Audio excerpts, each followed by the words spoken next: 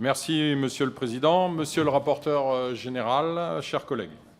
J'ai été chargé d'examiner pour vous les crédits alloués à la mission budgétaire Plan de relance, qui représentent un peu plus du tiers du montant total du plan de relance, soit 36 milliards d'euros, et 60% des crédits budgétaires qui lui sont alloués.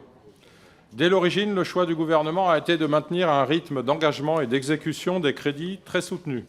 L'objectif était d'engager la totalité des autorisations d'engagement et de décaisser la majeure partie des crédits de paiement à fin 2022. Cet objectif est atteint. En effet, aucune autorisation d'engagement n'est inscrite au PLF 2023 sur la mission et 4,4 milliards d'euros en crédits de paiement sont prévus.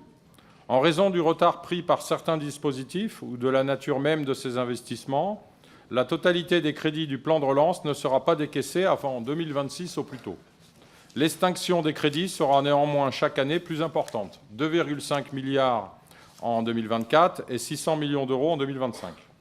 J'interviens donc à un moment où le plan de relance a déjà été élaboré et pour la majeure partie mis en œuvre. Je vous propose donc de vous faire un bilan des retours que j'ai eus concernant ce plan sur le terrain dans mon département, comme lors des auditions que j'ai menées dans le cadre de ce rapport spécial. Donc le plan de relance a été élaboré sous le contrôle de l'Union européenne. Le plan de relance français devait dès l'origine être financé à hauteur de 40 milliards par des subventions en provenance de l'Union européenne. Pour en bénéficier, la France a dû élaborer un programme national de relance et de résilience dans lequel elle s'engage à atteindre un certain nombre d'objectifs, par exemple en matière de transition écologique, et engager un certain nombre de réformes, par exemple la réforme de l'assurance chômage. Le versement des fonds est conditionné à l'atteinte d'un certain nombre de jalons et de cibles, plus de 150. Si la France n'y parvient pas, elle risque de ne pas bénéficier de ces financements européens. Ainsi, les financements européens sont octroyés par la Commission européenne, qui n'a aucune légitimité démocratique, pour soutenir des investissements et des réformes qui facilitent la convergence économique et même sociale des pays européens.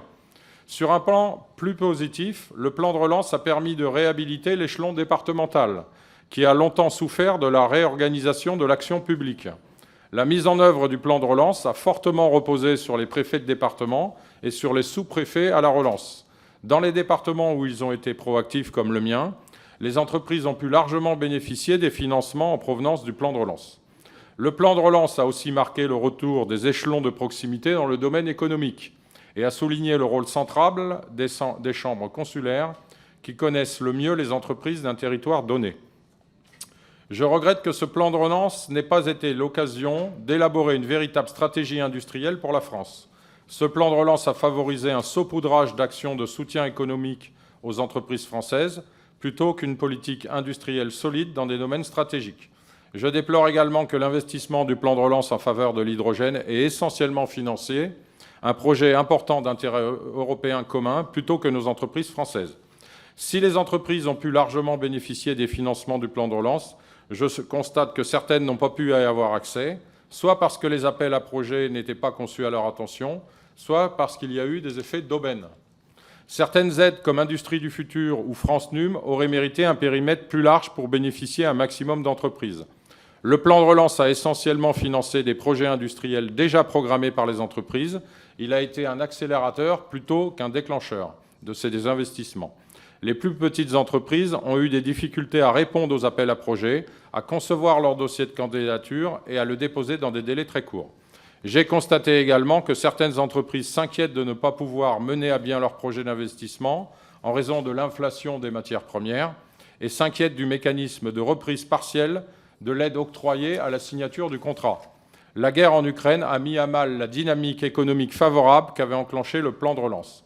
Enfin, on constate aussi un manque de lisibilité dans le suivi que l'on peut faire du plan de relance. En particulier, certains crédits apparaissent comme consommés au niveau du budget général de l'État, mais ils n'ont en réalité pas atteint leurs bénéficiaires.